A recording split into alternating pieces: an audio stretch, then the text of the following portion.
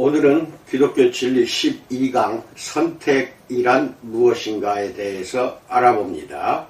What is election? 이라는 말입니다. 선택, 때로는 예정이라고도 불리는 이 교리에 대해서는 교회 안팎으로 많은 논쟁이 있어 왔습니다.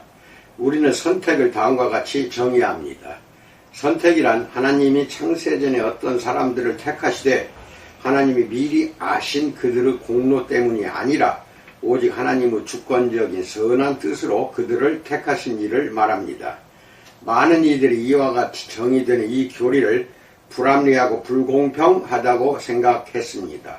하지만 성급하게 결론부터 내리기 전에 이런 정의, 다시 말해 이 교리가 어디서 나왔는지를 먼저 살펴보는 일이 중요합니다.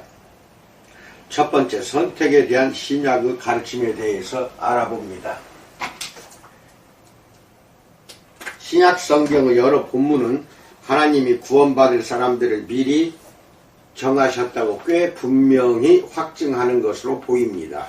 예컨대 바울과 바나바가 비시디아 안디옥 지방의 이방인들에게 복음을 전파하기 시작했을 때 누가는 이방인들이 듣고 기뻐하여 하나님의 말씀을 찬송하며 영생을 주식으로 작정된 자는 다 믿더라. 사도행전 13장 48절에서 기록했습니다. 누가가 영생을 주시기로 작정된 자는 다 믿더라 라고 말한 한 가지 이유는 훗날 바울이 에베소서 1장 4절로 6절에서 표현할 진리를 그가 이해하고 있었기 때문입니다. 곧 창세전에 그리스도 안에서 우리를 택하사 우리로 사랑 안에서 그 앞에 거룩하고 흠이 없게 하시려고 그 기쁘신 뜻대로 우리를 예정하사 예수 그리스도로 말미암아 자기의 아들들이 되게 하셨으니 이는 그의 사랑하시는 자 안에서 우리에게 거저 주시는 바 그의 은혜의 영광을 찬미하게 하려는 것이라 라고 말합니다. 바울은 그 뒤에 이렇게 덧붙입니다. 이는 그리스도 안에서 전부터 바라던 우리로 그의 영광의 찬송이 되게 하려 하심이라 라고 에베소서 1장 12절에서 말합니다. 하나님이 우리를 구원하시고 자기에게로 부르시는 이유는 우리가 선하기 때문이 아니라 하나님 자신의 영원전의 계획과 값없는 은혜 때문입니다. 바울은 말합니다. 디모데후서 1장 9절에서 하나님이 우리를 구원하사 거룩하신 부르심으로 부르심은 우리의 행위대로 하심이 아니요 오직 자기 뜻과 영원한 때 전부터 그리스도 예수 안에서 우리에게 주신 은혜대로 하심이라 라고 말합니다. 요한계시록에서는 개개인의 구원이 즉 생명책에 이름이 기록된 사람들에 대해 말하고 있는 계시록 본문에서는 창세 이후로 결정되었다고 말합니다. 계시록 17장 8절. 두 번째, 선택이 의미하는 것에 대해서 알아봅니다. 이들 신약 성경 기자들이 선택 교리를 예수님을 믿는 모든 이들에게 주는 위로로 제시하는 경우가 많다는 사실에 주목할 필요가 있습니다. 예컨대 바울은 하나님이 자기에게로 부르신 이들의 선을 위해 지금껏 역사하셨고 앞으로도 역사하실 것이라고 말합니다.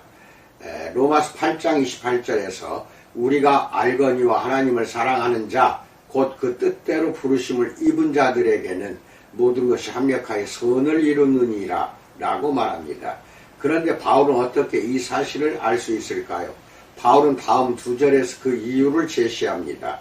바울이 이렇게 말할 수 있는 이유는 자신이 보기에 창세전의 먼 과거를 살펴보면 하나님이 미리 아신 자들로 또한 그 아들의 형상을 본받게 하기 위하여 미리 정하셨음을 알 수 있고 로마서 8장 29절 또 최근 과거를 살펴보면 하나님이 미리 정하신 그들을 또한 부르시고 부르신 그들을 또한 의롭다 하셨음을 알 수 있기 때문이었습니다. 로마서 8장 30절 또한 바울은 미래를 바라볼 때 하나님이 언젠가 그리스도를 믿는 이들에게 완전하고 영화롭게 된 몸을 주시겠다고 이미 결정하셨다는 점에서 의롭다 하신 그들을 또한 영화롭게 하셨음을 알 수 있었습니다. 로마서 8장 30절 영원부터 영원까지 하나님은 자기 백성의 선을 염두에 두고 일하셨고 앞으로도 그렇게 일하실 것입니다.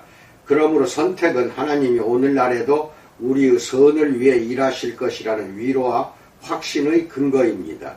이 모든 일이 일어나는 이유는 우리의 행위대로 하심이 아니요 오직 자기 뜻과 영원 때 전부터 그리스도 예수 안에서 우리에게 주신 은혜대로 하심 때문입니다. 디모데후서 1장 9절.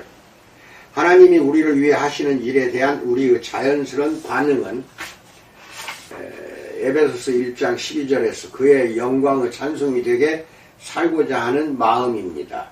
우리는 바울이 그랬듯이 우리의 구원과 그에 따른 모든 선한 일을 궁극적으로 책임지신 분은 하나님 한 분뿐임을 알고 하나님이 택하신 이들로 인해 하나님께 감사드릴 수 있습니다.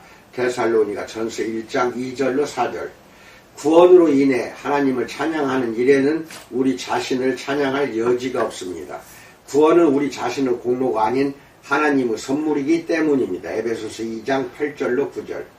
그러나 이 진리를 깨달았다고 해서 복음 전도하는 일을 하찮게 생각해서는 안 됩니다.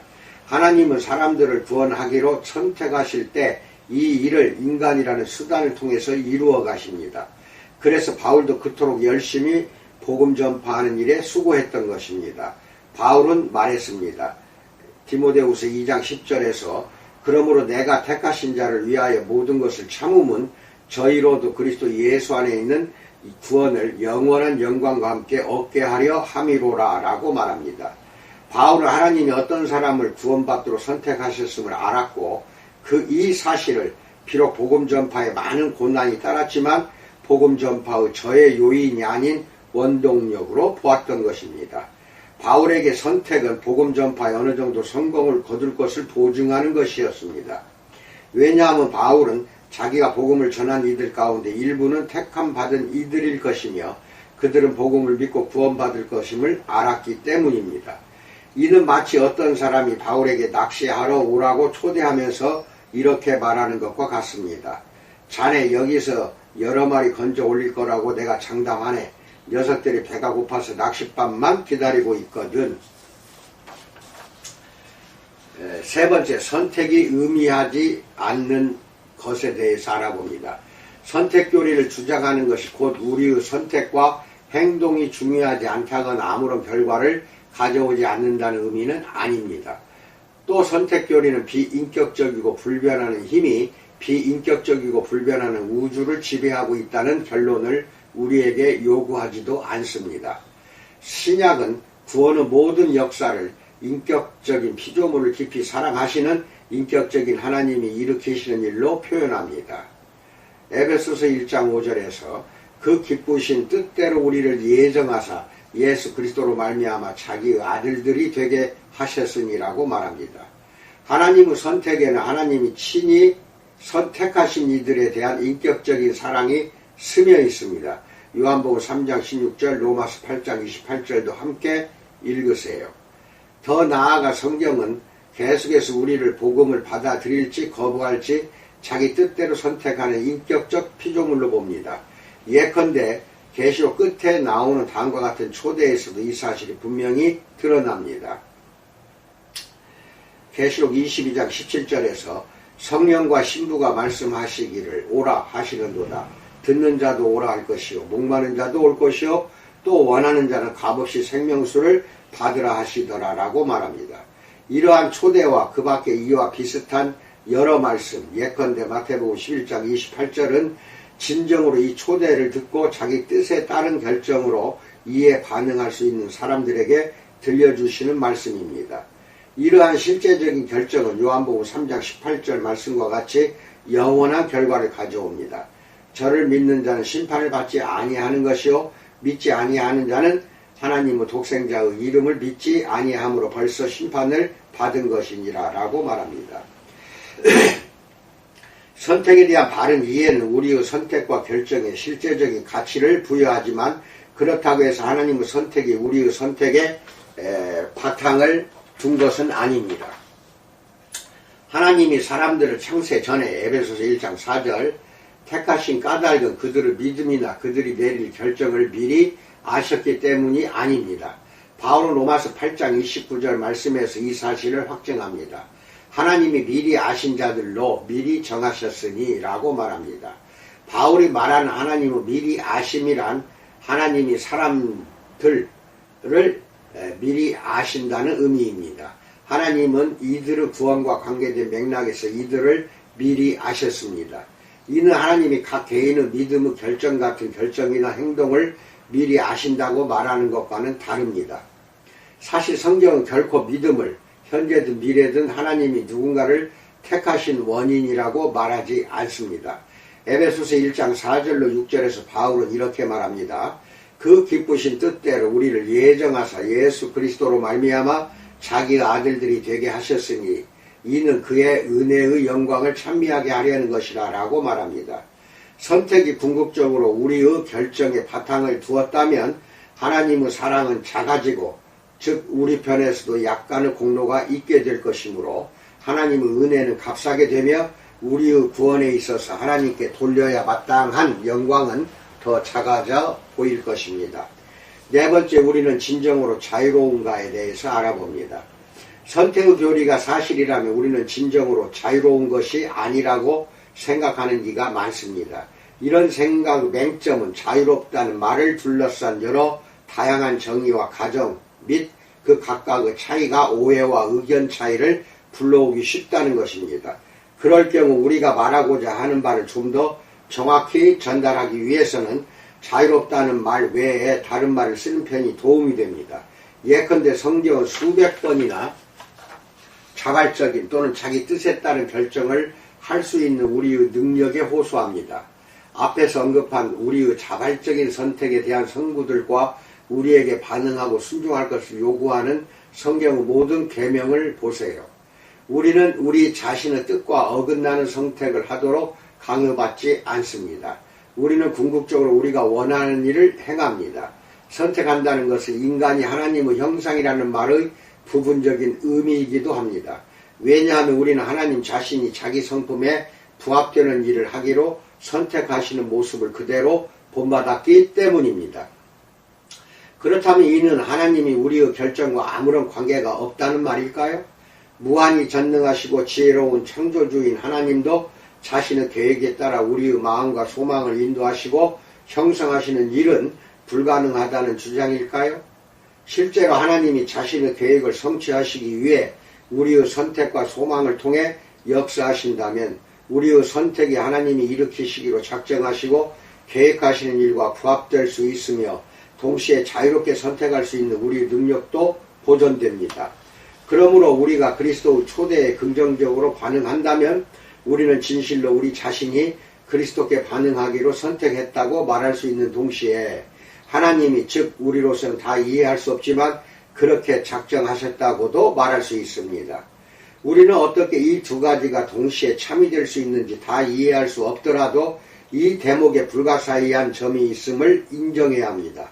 비록 우리가 이 진리를 다 이해할 수는 없지만 적어도 우리는 성경이 모든 면에서 이 사실에 대해 가르치는 대로 말해야 합니다. 더 나아가 하나님도 우리의 선택이 참된 선택이 되도록 우리를 창조하셨습니다. 그러나 우리의 선택이 참되고 자발적이고 자원하는 선택이 되기 위해 어떠한 하나님의 개입도 절대적으로 배제되어야 할 필요는 없습니다. 또 다른 예를 들자면 우리가 매일 여러 번 숨을 쉬기로 선택할 때도 우리를 창조하시고 붙드시는 하나님은 우리의 그런 결정에 복잡하게 관련되어 있습니다. 왜냐하면 하나님은 모든 일을 그 마음의 원대로 역사하시는 에베소서 1장 11절 이신 분이며 그리스도도 계속해서 그의 능력의 말씀으로 만물을 붙드시기 때문입니다. 믿지 않는 사람들, 하나님의 선택, 즉 택함을 받지 못한 이들은 어떻게 됩니까? 어떤 사람이 예수님 말씀을 거부하는 것에 대해 성경은 결코 하나님을 탓하지 않습니다. 성경의 강조점은 항상 믿기를 거부하는 이들의 자발적인 선택에 있으며 그들의 불신에 대한 책임은 그들 자신에게 있습니다. 이는 요한복음 8장 43절과 44절의 예수님 말씀과 같습니다. 어찌하여 내 말을 깨닫지 못하느냐? 이는 내 말을 들을 줄 알지 못함이로다. 너희는 너희 아비 마귀에게서 났으니 너희 아비의 욕심을 너희도 행하고자 하느니라 라고 말합니다. 예수님은 이전에도 자신을 거부한 사람들에게 이렇게 말씀하셨습니다. 요한복음 5장 40절에서 너희가 영생을 얻기 위하여 내게 오기를 원하지 아니하는도다 라고 말씀합니다. 바울도 로마서 1장 20절에서 하나님이 온 인류에게 주신 분명한 계시를 거부한 사람은 아무도 핑계치 못할 것이라고 말합니다. 이는 성경에서 일관되게 나타나는 패턴입니다. 계속해서 불신하는 사람들은 하나님께 나아오기가 싫어서 그런 것이며, 그런 불신에 대한 책임은 항상 불신자 자신에게 있지 하나님께 있는 것이 아닙니다. 다시 한번 강조하지만 왜 그렇게 되는지는 아마도 이 땅에서는 다 이해할 수 없을 것입니다. 다섯 번째, 하나님은 진실로 공평하신가에 대해서 알아봅니다. 이 시점에서 어떤 사람들은 만약 선택 교리가 맞는다면 하나님은 진정으로 공평하신 분이 아니라는 반론을 제기할 것입니다. 하나님은 어떤 사람들은 구원하시고 어떤 사람들은 구원하지 않기로 작정하시고 강구하시기 때문에 하나님의 은혜는 다소 불공평하게 베풀어진다는 것입니다. 구원과 관련해서 공평이란 것이 정말 무엇을 뜻하는지 이해하는 것이 중요합니다. 실로 하나님으로서는 천사들에게 그렇게 하셨듯이 자기에게 죄짓고 반역한 인간을 아무도 구원하지 않으시는 것이야말로 완벽하게 공평한 일일 것입니다. 하나님이 범죄한 천사들을 용서치 아니하시고 지옥에 던져 어두운 구덩이에 두어 심판 때까지 지키게 하셨으며 베드로후서 2장 4절라고 말합니다. 그러나 하나님이 어떤 사람들을 구원하신다면 이는 공평과 정의의 요구 수준을 훨씬 뛰어넘는 은혜의 표현입니다. 하나님이 온 인류 중에서 5명만 구원하신다 해도 이는 자비와 은혜일 것입니다. 하지만 사실 하나님은 각 나라와 족속과 백성과 방언에서 아무라도 등이 셀 수 없는 큰 무리 계시록 7장 9절을 구원하기로 작정하셨습니다. 이는 우리의 이해력을 초월하는 자비입니다. 바울은 로마서 9장에서 좀 더 깊은 차원에서 이 질문을 던집니다. 바울은 하나님께서 하고자 하시는 자를 긍휼히 여기시고 하고자 하시는 자를 강팍해 하시느니라라고 로마서 9장 18절에서 말한 뒤에 이렇게 또 말합니다. 혹 네가 내게 말하기를 그러면 하나님이 어찌하여 허물하시느뇨 누가 그 뜻을 대적하느뇨 하리니 로마서 9장 19절. 본질적으로 바울은 다음과 같은 매우 흔한 질문을 던지고 있습니다. 각 사람의 궁극적인 운명을 하나님이 정하신다면 어떻게 그것이 공평할 수 있는가? 사람들이 자기가 구원받을 것인지 아닌지를 자기 뜻대로 결정한다 하더라도 하나님이 실제로 어떻게든 그런 결정을 배후에 계시다면 어떻게 그런 하나님을 공평하다고 할 수 있는가? 바울은 이 질문에 다음과 같이 답변합니다. 로마서 9장 20절로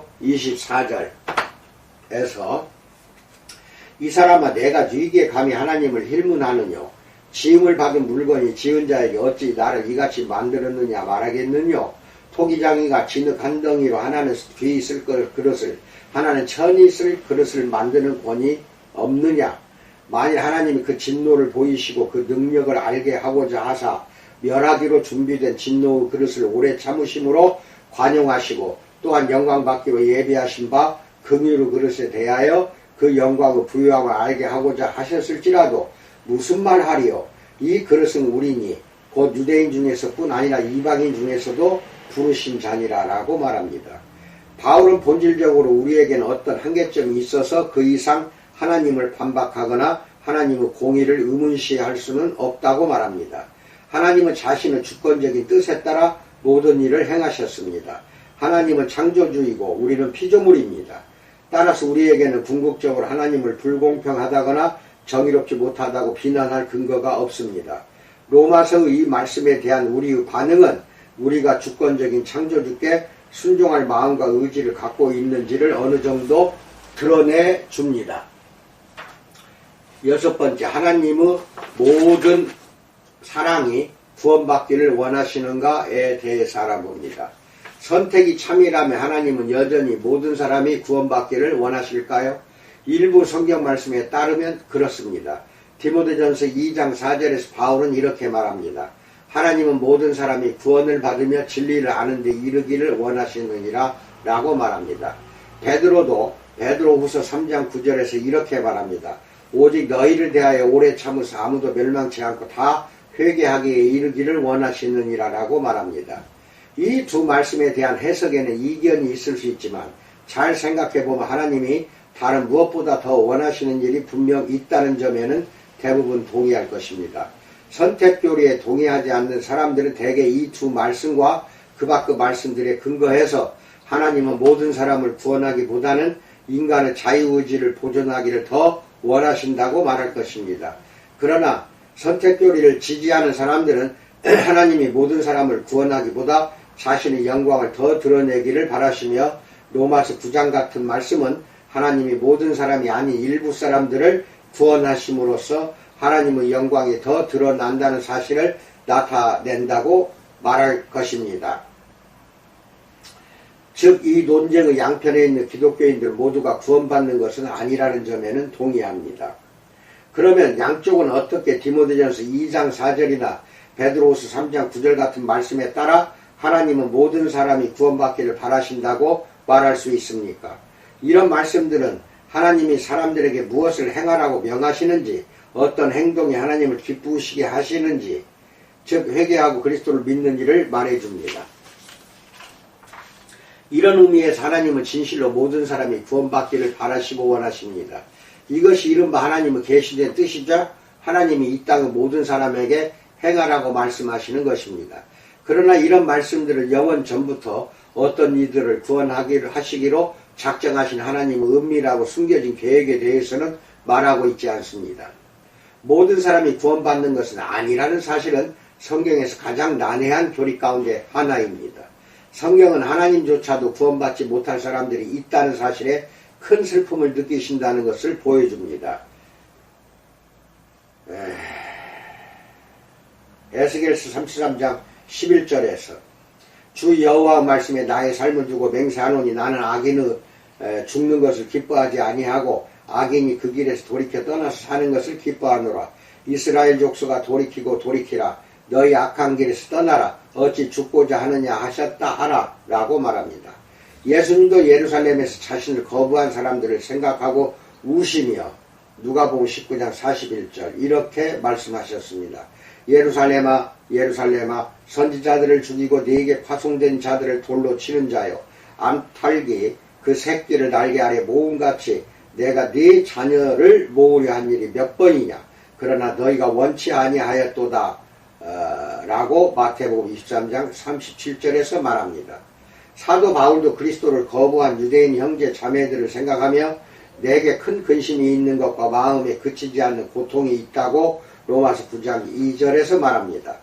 하나님이 우리에게 주신 우리 이웃에 대한 사랑의 마음과 우리 이웃을 사랑하라는 계명은 모든 사람이 구원받지는 못한다는 사실을 깨닫는 순간 우리에게 큰 슬픔을 불러일으킵니다. 그러나 죄인에 대한 형벌은 하나님의 공의에 따른 의로운 일이며 우리는 그것을 잘못되었다고 생각해서는 안 됩니다.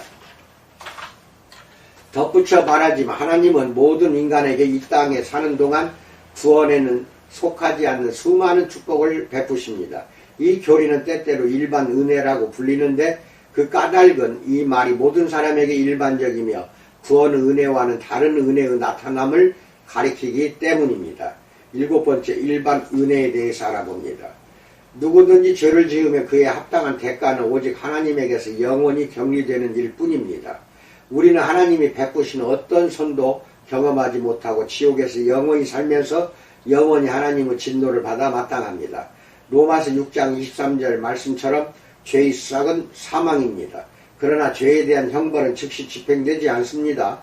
대신 온 인류는 즉 궁극적으로 하나님의 은혜를 받을지 심판을 받을지 상관없이 이 땅에서 사는 동안 많은 복을 계속해서 받습니다. 때때로 그런 복은 유형적일 수도 있습니다.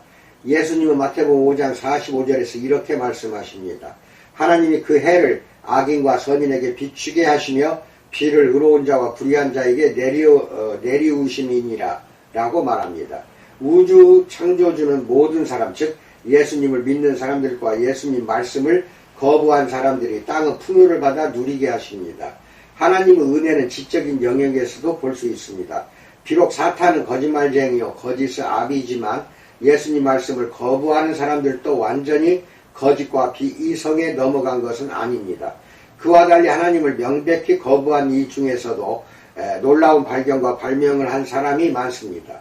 그들은 자신들이 참 빛, 그 세상에 와서 각 사람에게 비치는 빛이신 예수님께 비추임을 받았음을 알지 못한 채 그런 업적을 이룬 것입니다.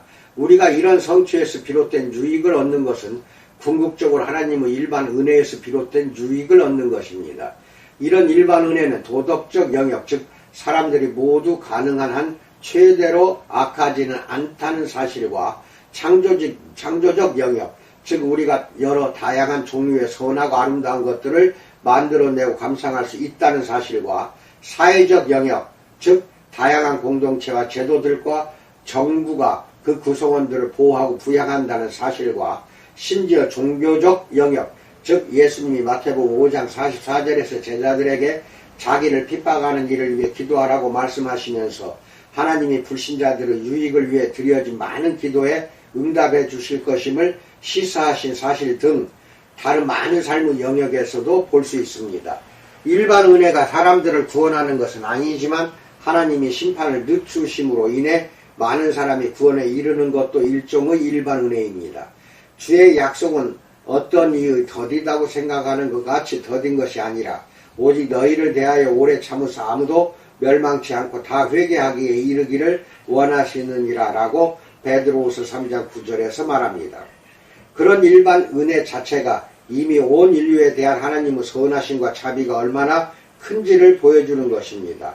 하나님이 모든 사람에게 끊임없이 복을 부어주신 일로 인해 마침내 하나님이 자신을 거부한 이들을 벌하실 심판의 날에 하나님의 의로우심은 만천하에 드러날 것입니다.